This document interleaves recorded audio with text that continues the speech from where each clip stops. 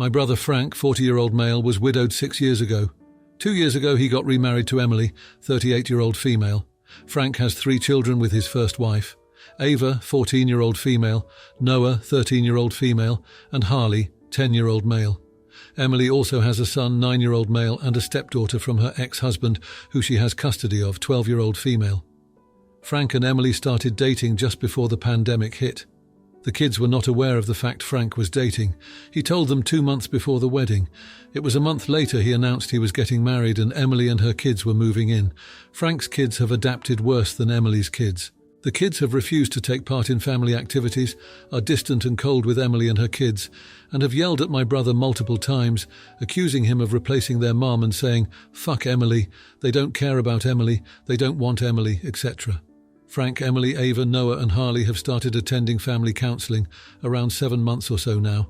They have seen 3 therapists thus far because the kids would sit and sulk, per Frank's own words, and would not open up or engage, and each time the therapist ends up just talking to Frank and Emily. Frank started to complain about how mad the kids are at him. He said they were selfish for expecting him to stay single for the rest of his life. He said he's tired of them making no effort to make the blended family work. He said he hates how they work against it, and he hates how people treat him like he made a mistake when he remarried. He wanted to know if he wasn't entitled to his happiness, etc. I listened to him vent countless times. Last time he told me he felt I had something to say, and I should just say it. I told him his mistake was never in remarrying but in how he did it.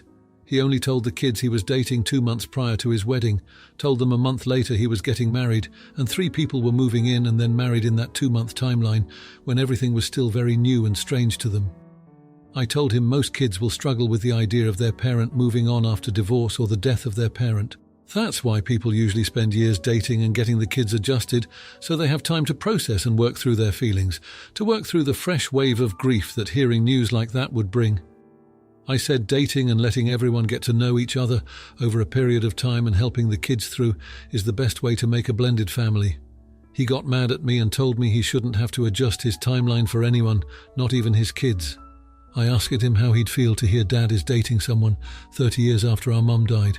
He told me there is no way Dad would do that and fricked me for even suggesting it. I told him so he'd have a problem with it, but can't understand his kids having a problem with him doing it. He told me it's not the same and he's not judging Dad, but I'm judging him, and that makes me a jerk. Am I the idiot? Now for a few comments before the update. Comment 1. Not the jerk at all. Those poor kids. Frank sounds like he is the worst. I actually want to cry for these kids. Ugh, this is absolutely awful. Do you see them a reasonable amount? I hope so. Sounds like they'll need whatever healthy relationships they can get. Comment 2. He got mad at me and told me he shouldn't have to adjust his timeline for anyone, not even his kids. And now we know why his kids don't say anything during their family counselling sessions. Not the jerk. Now for the update. Thanks for all the comments on my last post. They really helped me see things from different perspectives and gave me some insight into how to approach the situation with my brother Frank and his family.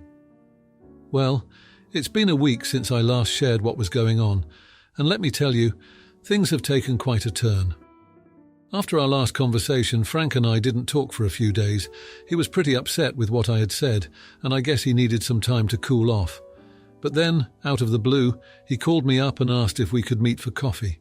We sat down and he looked different, almost like a weight had been lifted off his shoulders. He started by apologizing for how he reacted to our previous talk. He admitted that he had been thinking a lot about what I said and realized that maybe he had been too harsh on the kids and not as understanding as he should have been. Frank told me that he had a long talk with Emily about everything. They decided to slow things down and try to focus more on the kids' feelings. They even postponed a family vacation they had planned, realizing it might be too much too soon for everyone to handle. But here's where things get really surprising. Frank and Emily sat down with all the kids for a family meeting. They wanted to clear the air and give the kids a chance to speak openly about their feelings without any judgment. It was a tough conversation, with a lot of tears and raw emotions. Ava, Noah and Harley expressed how they felt like their mum was being erased and that they weren't ready for such big changes. During this heart-to-heart, Emily's son, who had been pretty quiet up until now, suddenly spoke up. He revealed that he had overheard a conversation between Emily and her ex-husband that he wasn't supposed to hear. Apparently, Emily's ex had been pressuring her to fight for full custody of their daughter, who currently lived with him. He had been using the tension in Frank's household as leverage, claiming the environment was unstable for their daughter. This was a bombshell for everyone. Emily was in tears, explaining that she never wanted to bring this up because she didn't want to add to the stress the family was already going through. She had been trying to handle it quietly with her lawyer, hoping to resolve things amicably without involving the kids. The revelation seemed to shift something in the dynamic. Suddenly, Frank's kids saw Emily in a different light. They realized she was dealing with her own struggles and that she was trying to protect them from more drama. It was a turning point. Ava, Noah, and Harley started to open up more, and for the first time, it felt like they were really talking to Emily and her kids, not just coexisting with them. Frank was stunned by all of this. He had no idea about the custody battle Emily was facing, and it made him see how much she had been juggling. He felt guilty for not being more supportive and for not noticing the signs that she was struggling. After that meeting, things started to change at home. The kids began to make an effort to include each other. They started doing small things like watching movies together or playing games. It wasn't perfect, and there were still moments of tension, but it was progress. Now here's the twist that none of us saw coming. Just when it seemed like things were settling down, Frank got a call from his late wife's parents. They had been pretty distant since their daughter's passing, but now they wanted to reconnect with their grandchildren. They had heard about the troubles at home and wanted to offer their support. Frank was hesitant at first. He wasn't sure how to feel about them reaching out after so much time, but he agreed to let them visit. The reunion was emotional, and it brought up a lot of memories for Ava, Noah, and Harley, but it also brought some healing. Their grandparents shared stories about their mum, and it seemed to bring a sense of peace to the kids. Just when we thought things were on an upswing, the grandparents dropped a bombshell of their own. They had been in touch with a lawyer about the possibility of seeking custody of Frank's kids, citing the instability of the blended family situation. They felt that they could provide a more stable and familiar environment for their grandchildren. Frank was blindsided. He couldn't believe that his in-laws, who had been absent for so long, were now trying to take his kids away from him. He was furious and scared, not knowing what this meant for the future of his family. So that's where we are now. A family that was just starting to heal is now facing a potential custody battle on two fronts. Frank is trying to stay strong for the kids, but I can tell he's worried. We're all hoping for the best, but this new development has thrown us all for a loop. Now for the comments. Comment 1, Frank, it's tough blending families, and it sounds like you've been trying to juggle a lot. It's good you're taking steps to address the kids' feelings now. Remember, healing and bonding take time. Keep that line of communication open and be patient. They'll come around with consistent love and support. Comment 2, man, I've been there. My sister went through a similar situation with her stepkids. It was a roller coaster, but what really turned things around was when they started doing activities that each kid enjoyed. It helped them bond naturally without forcing it. Hang in there, it gets better. Now, for the next story. I, 16-year-old female, lost my parents and left leg to a drunk driver when I was 5. My maternal grandparents got custody of me because my aunts and uncle already had young children and didn't have the time and money for a traumatized, disabled child. My paternal half-brother went to his mum permanently because our dad's parents died young, and I couldn't see him as much. I don't remember much about the process because I was in the hospital while all of the legal stuff was sorted out, but it was difficult, and I really struggled adjusting when I was younger. My Aunt Mary is the one who is relevant. She has 2 children, Derek 13 and Sarah 16, and we all go to the same school. For as long as I've been living with my grandparents, she's had a problem with their favoritism. Because I see them all the time, because I live with them, Derek and Sarah should get special days every weekend that I'm not allowed to go on because I see them all the time. If my half-brother visited us for Christmas, Derek and Sarah should get to have friends over that my grandparents will look after. If my prosthetic leg was expensive, Derek and Sarah should get equally expensive gifts. Derek and Sarah are just as entitled, even though our other cousins are normal about things. Sarah and I are in 6th form now, and share a common room when we previously wouldn't see each other much at all. I recently needed a new leg because of a growth spurt over the summer, and I just had an appointment last weekend to have it fitted. It meant that my grandparents couldn't come to a lunch Mary was organising because it was too long of a journey to get back in time for them at their age. Sarah has been complaining about it all week because she was going to show off a trophy she got at a gymnastics competition for the school, at a major competition she was working towards all summer. I get that it's a big deal, but she's been calling me spoiled and bratty to all of her friends and anyone who will listen. None of them really care, but no one is telling her to stop either. On Friday morning, she was complaining again during a study period because I'll be having another appointment on Saturday, even though we're going to lunch with her family on Sunday. She said that I needed to learn that other people's achievements matter, and I should learn to share attention and stop being such a baby. No one on our table told her to stop, and she was going to keep going, so I called her a narcissistic brat who wouldn't last a day in my life. She went crying to her parents, and now there's been a bunch of arguing in our family over how involved my grandparents are with my cousins. My grandparents are on my side, but I want to know if they should be. Am I the idiot? Now for a few comments before the update. Comment 1. Not the idiot. Your grandparents are essentially your parents now. A new prosthetic is not a present. It's something you need to function. Your aunt is pathetic, and so are your cousins. Comment 2. Not the idiot. Tell her you will trade places. Her parents are dead and she has no leg, and she can have all the attention she wants from the grandparents. Now for the update. Since that incident, things have been tense, to say the least. My grandparents tried to smooth things over by inviting Mary, Derek and Sarah over for a family dinner, but it didn't go as planned. The dinner started off okay, but the air was thick with unspoken words and forced smiles. Halfway through, Sarah brought up the trophy again, and the conversation spiraled from there. She accused me of always being the center of attention and said that I didn't understand what it was like to work hard for something because everything was handed to me. I couldn't believe she said that. I wanted to scream that nothing about my life was easy, but I bit my tongue. The evening ended with Mary taking her kids and leaving early. The following week at school, I noticed a shift. Some of my classmates who had overheard Sarah's rant started treating me differently. They were either overly sympathetic, which felt patronizing, or they avoided me, not wanting to get involved. It was isolating, and I found myself spending more time in the library to avoid the common room drama. Then, things got worse. Derek, who had been relatively quiet until now, decided to take a page out of Sarah's book. He started making snide comments whenever he saw me in the halls. He'd say things like, "Must be nice getting everything you want," or "Watch out, here comes the Queen." I tried to ignore him, but it was hard not to let it get to me. At home, my grandparents were doing their best to support me, but they were also struggling with the family fallout.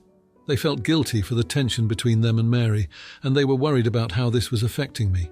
They started second-guessing their decisions, wondering if they had been showing me favoritism without realizing it. The final straw came when my prosthetic leg needed an unexpected adjustment. The socket was causing me discomfort, and I had to miss a day of school to get it fixed. When I returned, I found out that Derek had spread a rumor that I skipped school on purpose to get out of a test. I was furious and confronted him about it, but he just shrugged and walked away. That weekend, my grandparents sat me down for a talk. They said they wanted to make things right with Mary and her family, but they didn't know how. They suggested that maybe we could all go to family counselling, but I wasn't sure if that would help or just make things more complicated. Now I'm stuck in this weird place. I'm angry at Sarah and Derek for how they've treated me, but I also feel bad for my grandparents. They're caught in the middle of this mess, and it's not their fault. I don't know if I should push for family counselling, or if I should just try to keep my distance from my aunt and cousins. I'm also worried about the long-term effects this could have on our family. It's like we're at a crossroads, and I have no idea which path to take. Now for the comments. Comment 1. Hey there, I'm really sorry to hear about the tough spot you're in. Have you tried sitting down with your grandparents and explaining how this whole situation makes you feel? Sometimes clear communication can work wonders. Also, family counselling might be a good neutral ground to work things out. Just remember, it's okay to seek help and prioritise your mental health. Comment 2. I went through something similar with my cousins growing up. It's rough when family dynamics get twisted. My advice? Don't let their negativity define you. You've been through a lot, and it's important to surround yourself with people who support you. Family counselling could be a step in the right direction, but make sure you're comfortable with it. Take care of yourself first. Now for the next story, my fiancé, 24-year-old male, and I, 19-year-old female, had our first baby last week. He was born healthy, but giving birth was very traumatic and challenging for me mentally and physically.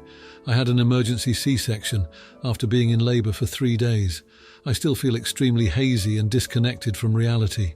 I only wanted my fiancé's parents present to meet the baby in the hospital. The rest were welcome to FaceTime us, but they would have to wait to see our son after we had gone home and had time to adjust to having a newborn.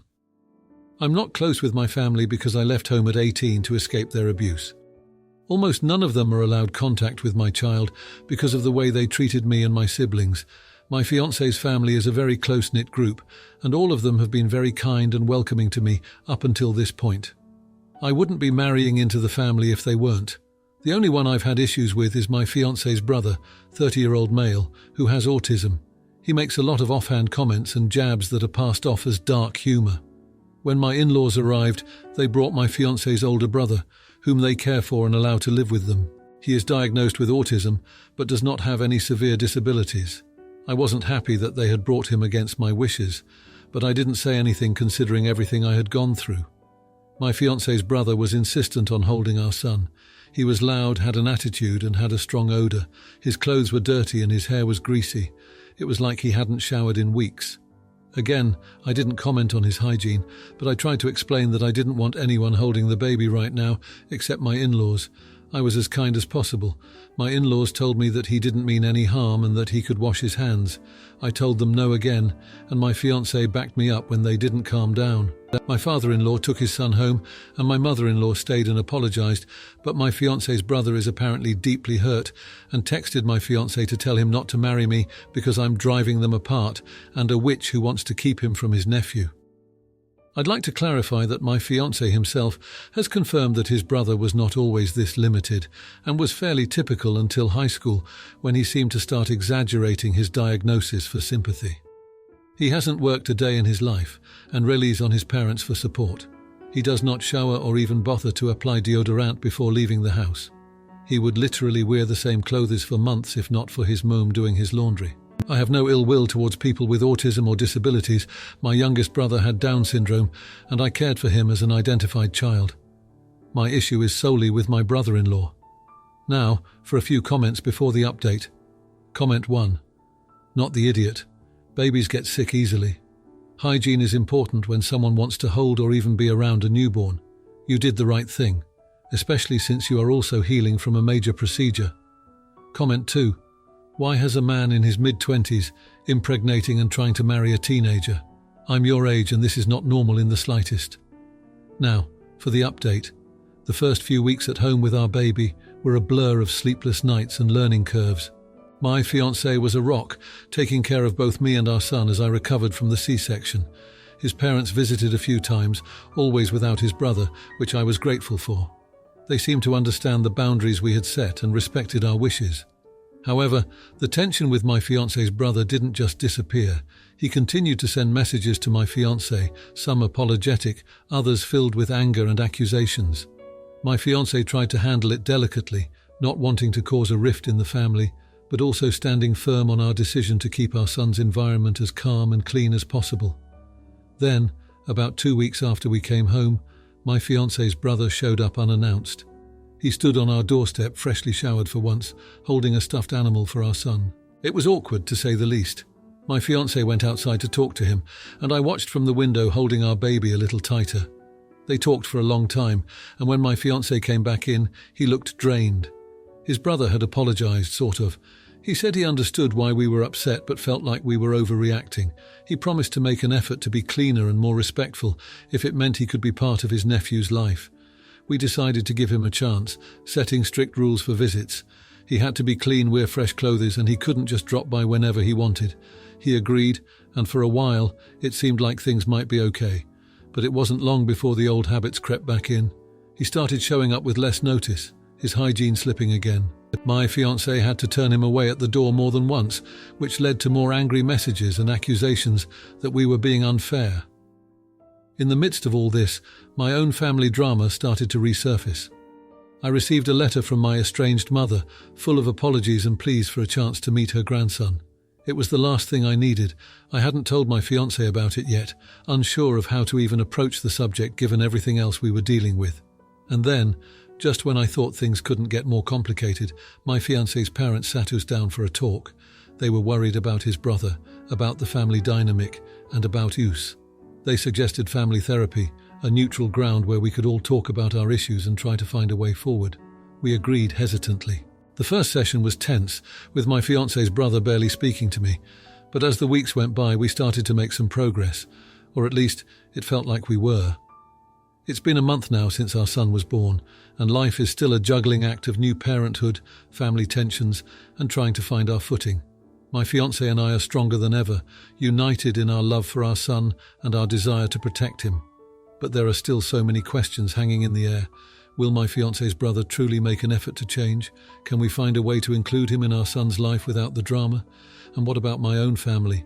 Do I dare open that door, or is it better left closed? I guess only time will tell. For now, we're taking it one day at a time, holding our little boy close and hoping for the best. Now for the comments. Comment 1. Not the idiot. It's important to set boundaries, especially after a traumatic birth. Maybe consider a mediated conversation with your brother-in-law to address your concerns directly. It might help clear the air and establish mutual respect. Remember, your comfort and your baby's well-being come first. Comment 2. Not the idiot, but girl.